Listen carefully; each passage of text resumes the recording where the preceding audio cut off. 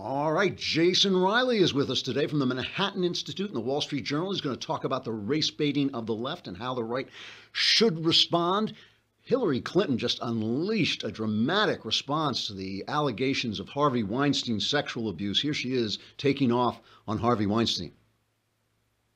Oh, wait. She didn't say anything. I don't want to go back to I'm writing a response for her. I've written a statement for Hillary Clinton. I wanted to say it's high time women spoke out against men who abuse women. Unless those men can help their careers, then they should keep silent about it for decades and try to destroy any woman who accuses them. And then when it turns out that doesn't help your career as much as you'd hoped, you can become a bitter, hard-drinking wretch pretending your personal disappointment is feminism.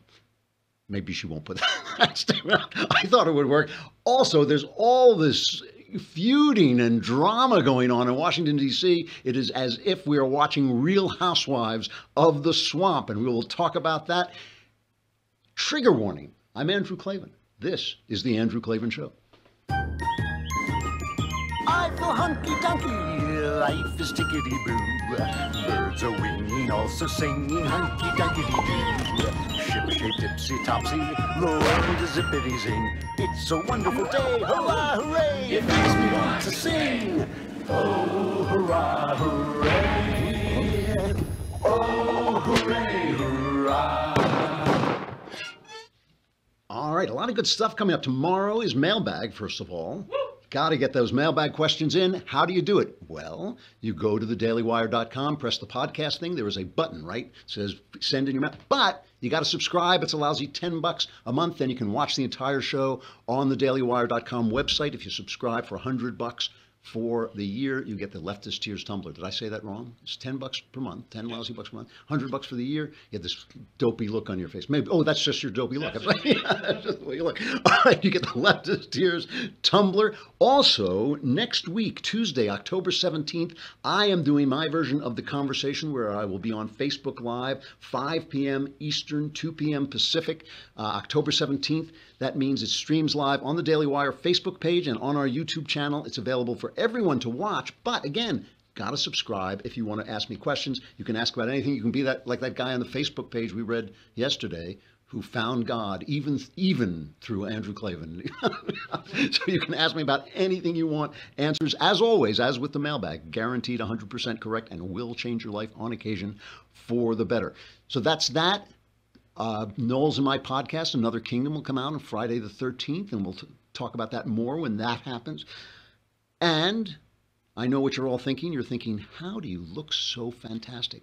Why do you look so good? It's because I work out like an SOB. I do a constant working out. And when you travel, you got to have your workout stuff with you. And that is why Beachbody On Demand is really good, because not only can you have it in your house, not only can you watch it, wherever you are, you can take it wherever you are and keep your workouts going. Beachbody On Demand is an online fitness streaming service that gives you unlimited access to a wide variety of highly effective world-class workouts personalized to meet your needs, plus extensive nutritional content, all proven to help people achieve their health and fitness goals. With step-by-step program guides, workout calendars, comprehensive nutrition plans, and innovative portion control focused cooking show called Fixate, and the motivation and support of a growing community, Beachbody On Demand is the total package. There's all kind of familiar brands, P90X, which I have done, and I have to say, it will, if it doesn't get you in shape, it's because you'll stop because it's hard. No, it's really hard, really good stuff. 21-day fix, over 600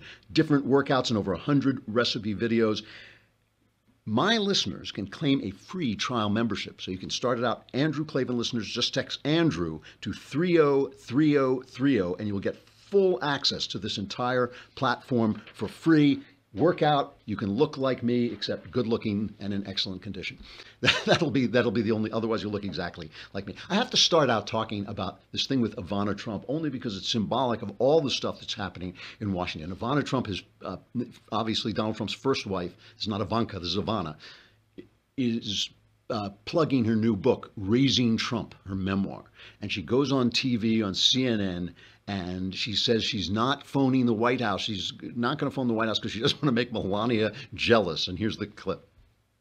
I have the direct number to White House, but I don't really want to call him there because Melania is there, and I don't want to cause any kind of jealousy or something like that because I'm basically first Trump wife, okay? I'm first lady, okay? She says she's first lady, and Melania didn't like that. Melania issued this response.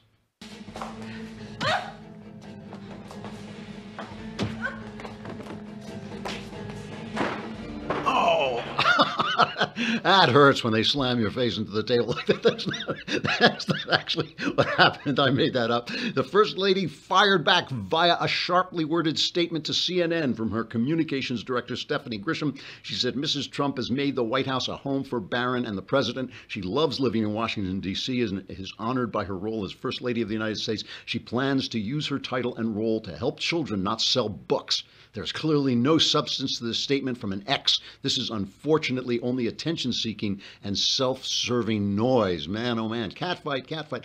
So I know it's terrible. I'm sorry. I'll stop. But it is, you know, what's funny about it, it does have this kind of reality TV atmosphere, and that atmosphere is carried over into the government because now we also have this feud between Bob Corker and the president. Bob Corker is the senator from Tennessee. He says he's not running again. He's stepping down. And now he's started to go. Actually, Trump went off on him first in a Twitter thing. And then Corker, in a phone conversation with the New York Times, which the New York Times subsequently published.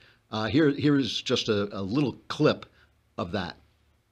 Yeah, sometimes I feel like he's on a reality show of some kind, you know, when he's talking about these big foreign policy issues. And, and you know, he doesn't realize that, you know, that we could be heading towards World War III with the kind of comments that he's making. And it's like it's an act to him, and sure that bothers me.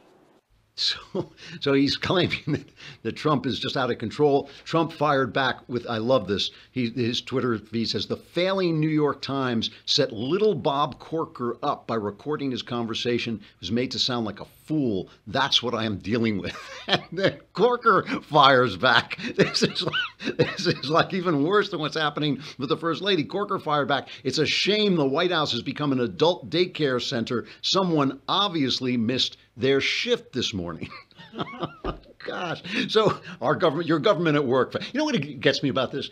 All through these hurricanes, this horrible shooting in Vegas, we saw ordinary Americans. I was not joking. I don't know, just noting the irony that one of the real heroes of Vegas saved 30 lives, a guy named John Smith, you know, like Everyman. He's just named Everyman. And regular Americans are behaving with such nobility under this crisis, such heroism, such togetherness. You don't see any racial disagreements on the flood. You know, you saw white people saving black people saving white people. It's only our government. It's only the people in charge. And Hollywood, it's only the powerful rich people. They're like the worst people in the country. Like the regular people are great, you know, and which is true. From lived experience. From lived experience, you travel outside New York and LA. I used to say this as a kid because I traveled all over the country. I was in every state of the union except North Dakota because I figured South Dakota, North Dakota, it's the same thing. But I was in every state of the union, traveled around, met people. You get outside of LA and New York, and this country is some of the nicest people on earth are in this country. And to be honest with you, it's true in LA and New York too. When you're not dealing with Harvey Weinstein, when you're dealing with like the regular people in the street, people are perfectly nice. So the question is this like another little spat, or is this indicative of something else? Because Steve Bannon, now you all remember Steve Bannon used to be Trump's lieutenant, now runs Breitbart. He left, and he's been saying that he's going to be, his role running the Breitbart site is to fight the establishment GOP, who he feels is trying to undermine Trump's agenda. He feels that Trump has come in with his new agenda, drain the swamp, reshape the face of conservatism, but the old conservatives don't want to let go of power. So he goes on Hannity last night, and he basically says that that Corker doing this is saying what everybody in the establishment GOP is thinking. Here's that cut. When you want to talk about why there's no repeal and replace, why there's no tax cut, why there's no tax reform, why there's no infrastructure bill, you saw it right there. Corker, McConnell and Corker and the entire clique, establishment globalist clique on Capitol Hill have to go. And if we need any more proof about what they think, you heard it tonight, it's an absolute disgrace. I've been told by people in the room. Absolute disgrace, he says. And he says that he is using this. Bannon, remember, Bannon was down in Alabama helping Roy Moore, who won the primary there, and it was this arch-conservative, pro-religious candidate. Trump was on the other side, but Bannon was saying, no, the Trumpist candidate is Roy Moore, and Roy Moore won. Now he says he is going to do this across the board. And Hannity and he have this exchange. Now, remember, in 2010, the Tea Party put up some candidates, and a lot of these candidates got shot down because they weren't vetted properly. They weren't ready for prime time. But Bannon says that's not going to happen this time. He is organizing, and not just him, it's obviously the money behind him, the Mercer money behind him. He is organizing to have a full-scale assault on a primary assault on the GOP establishment. Listen to this exchange. It's a lack of sense of urgency. By the way, these guys work 3 days a week. The American people, now people are working 2 jobs. Their wives are working 2 jobs. They know the urgency out there on the economic hate crimes that have been perpetuated on the American working men and women in this country because of the trade deals. Is this a fair statement? Is Steve Bannon declaring war on the establishment that are not for the working men and women in this country? 100%. We are declaring war on the Republican establishment that does not back the agenda that Donald Trump ran on and the President of the United States. And that is an agenda that we know backs the working men and women. This is basically a war because you know what McConnell did in Alabama.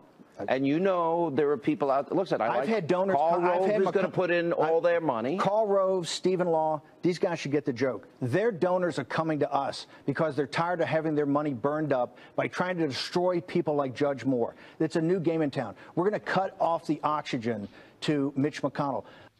It's always hard when Bannon is talking to know how much of this is kind of overblown. He's always using war terms. He used to send emails, internal emails at Breitbart with #war would be the way he would sign them and all this talk. But he isn't, he does direct some serious money from the Mercers. He could really make trouble for some of these people. And I do not believe they're listening to this and shrugging it off. There's one woman, this is a tangent, but I have to say this. There's a woman named Marsha Blackburn who is running to fill Corker's seat in Tennessee because he's stepping down, and she is selling herself as a hardline conservative. She put this ad up yesterday. This is a 2.5-minute ad. We're just going to play a little clip. But she put this ad up yesterday, and it was on Twitter, and it got banned from Twitter for the following little piece of information. Listen to this.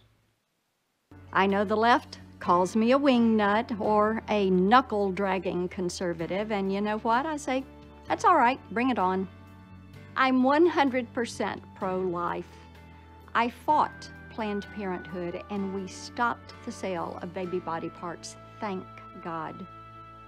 Now, Twitter came out and said that was just too inflammatory to talk about stopping the sale of baby body parts, which in fact was going on. Planned Parenthood was doing it. Planned Parenthood issued this statement.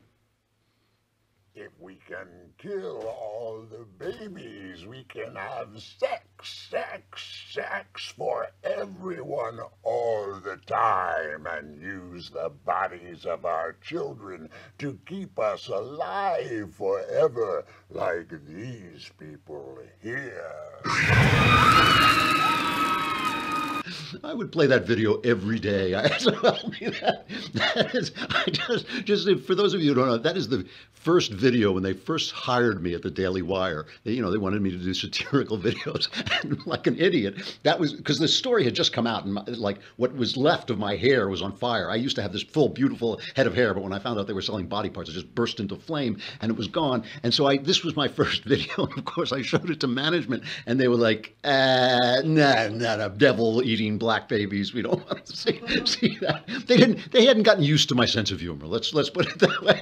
But now they do think it's funny. They did get used to me. Anyway, it's not. So what Bannon says does have a certain amount of resonance, because it's not just the GOP establishment, it is the establishment per se. When Twitter is cutting somebody down for saying what is absolutely true, and by the way, you can say virtually anything on Twitter, the ugliness, all the stuff that people said about Ben Shapiro and me to some degree, the anti-Semitic stuff, nobody took them down, nobody stopped them from saying this, but oh my goodness, if you say something about Planned Parenthood, that is a problem, and that is where Trump gets his jet fuel. That is jet fuel for Donald Trump. When people hear that they can't speak their mind about abortion, when people hear that they're not allowed to say, oh, don't kneel at the flag, at a football game, when people hear that, one comedian after another on the air is going to diss their point of view, that is jet fuel to Donald Trump. So the Washington Post, all the newspapers really, including the Wall Street Journal, and shame on them for this, they're depicting Trump as basically an isolated crazy man.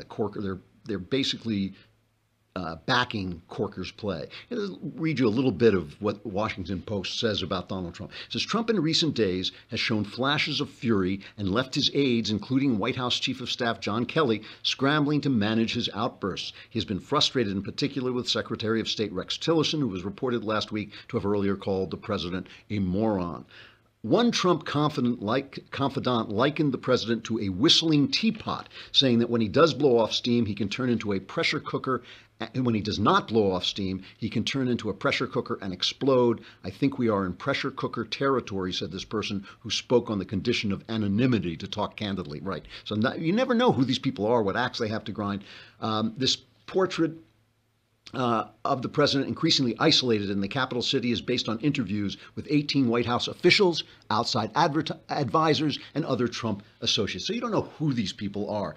But listen, what they go on to say, and the Wall Street Journal says this too, basically, is that the signs that Trump is going nuts are like his attacks on the NFL and his, the things he's saying. Oh, and the immigrant thing, he said, Chuck and Nancy, as we now call them, Chuck Schumer and Nancy Pelosi, said they had a deal with Donald Trump that they were going to let the Dreamers, the DACA people, stay in America. These immigrants, these people who were brought over as children illegally, but Obama gave them a pass with an executive order, and Donald Trump said they had to go. The executive order was being rescinded, but then Chuck and Nancy said, no, we made a deal to keep them. Then Trump came out and said, I think this was yesterday, he came out and said, well, wait, if we're going to keep them, because Trump never said there was a deal. He never said there was a deal. Somebody in the White House did say the wall was off the table, but Trump never said it. He didn't say there was a deal. Now he says if the Dreamers are going to be allowed to stay, he will insist on the construction of a wall across the southern border, the hiring of 10,000 immigration agents, tougher laws for those seeking asylum, and denial of federal grants to sanctuary cities. The White House is also demanding the use of the E-Verify program by companies. And so everybody's saying, oh, he's scuttling the deal. He's scuttling the deal. And Chuck and Nancy said, are you serious? He can't be serious and all this stuff. So here's the thing about Trump. Trump does seem to me to be a volatile and sometimes childishly narcissistic person who goes off in personal feuds when he should be playing the game. Okay. And the other thing, what Corker's saying, he's talking about North Korea. He's talking about all the tweets about North Korea and how, he's going to lead us to World War III. That's what Corker is talking about when he says it's going to be World War III. So Donald Trump is a lot of the things that, his opponents say he is. But Donald Trump has appointed 30 great judges.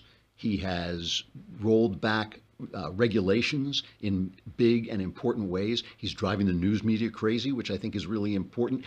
Today they're rescinding Obama's executive order. It's called something like the Clean Energy Bill. It was basically just set there to attack the coal industry. They've expanded religious rights for those who don't want to pay for birth control. And of course, that was amazing. The left, all these powerful feminists, what do you mean you're not going to pay for my birth control? What do you mean people have religious rights? I mean, believe me, Barack Obama didn't care whether the little sisters of the poor paid for birth control. All he cared about was establishing the principle that the government trumped the church, that the government could tell religious people what to do, no matter what their consciences said. And whether you're religious or not, by the way, you need churches to defend your right to conscience. You can't defend it alone. These powerful institutions fighting back against the government is how your conscience gets protected. So Trump has done all these things. What has Congress done? This is the problem. You can blame Donald Trump for not herding the cats, and he hasn't done, in my opinion, a great job of, getting Congress to act. But when Congress is attacking Trump, I think the people are looking at this and saying, well, Trump, can be volatile. I wish he'd stop tweeting so much. This is what people tell me when I talk to ordinary people. They just say, to non-political people, I mean, they just say, I wish he'd stop all the tweeting and all this stuff. But he's doing a pretty good job. But what has Congress done? Like nothing. And if Bob Corker or anybody else, because remember, Bob Corker's not running, but a lot of people are, if they think they're going to go and attack Trump and get reelected with Steve Bannon fighting them and primarying them, I think they're making a big, big mistake. Which brings me to the subject of underwear. I know there's a segue in there, so maybe their underwear is too tight. I don't know. There's a segue in there somewhere, but I know that you want to love your underwear, right? You got to love your underwear because you don't even want to be thinking about your underwear unless you're thinking, I love MeUndies. I love MeUndies. My God, I love MeUndies. That's why there's MeUndies. MeUndies has revolutionized underwear. First, they have all different kinds of designs, hilarious designs, or just normal designs, whatever you want. You go on their website, the MeUndies, go to MeUndies.com. You can see all the different designs they have, and they change them all the time, and they listen to your suggestions and all this. But also, the fabric they use, it's like magic fabric. It's like a Walt Disney fabric. It is so soft. I think they say it's 3 times softer than cotton. It's made from the goluminous wood from the monogamy tree. I don't know what the heck it is, some crazy thing, but whatever it is, it's eco-friendly, and you put this stuff on, it really is different, a different feeling, 100% satisfaction guaranteed. You will love MeUndies or your money back. I'm telling you, I wear them when I hike a lot of times because they're just so much more comfortable when you're walking along like that. You can get 20% off your first pair and free shipping if you are a listener to this show. It's a no-brainer, 20% off, free shipping, 100% satisfaction guaranteed, and great underwear. Here's how you do it. To get your 20% off, free shipping, and the 100% satisfaction guaranteed with the best and softest underwear you will ever own, go to MeUndies.com/Klavan. Can you spell that, please? It's MEUN. Oh, Klavan. It's KLAVAN. Go on MeUndies.com/Klavan. It's a limited time offer, so don't wait. Start wearing the best underwear of your life. It is really, really comfortable. Go to MeUndies.com/Klavan right now. We have got to break from YouTube and Facebook, so you can come over to thedailywire.com and watch the entire show without these kinds of breaks. You won't be cast into the exterior darkness. Plus, the mailbag is tomorrow, so you want to get your questions in now. We will take them live too, but you want to get questions in now so we can be prepared. It's much easier for all of us. 10 lousy bucks a month. You can watch the whole thing at thedailywires.com. 100 lousy bucks for the year, and you get the Leftist Tears tumbler. Come on over.